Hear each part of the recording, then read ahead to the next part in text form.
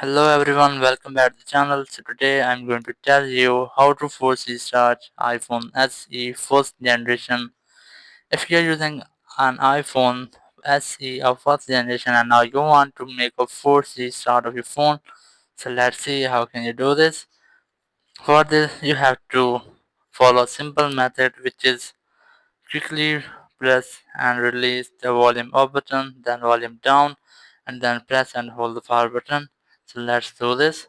First volume up, then volume down, and then press and hold the power button until your phone screen has been black and you won't show the Apple logo. But if you won't do this, you just have to make a force restart.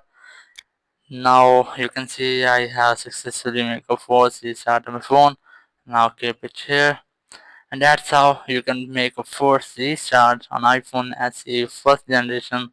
Thank you very much for watching the video. Until next video, bye bye.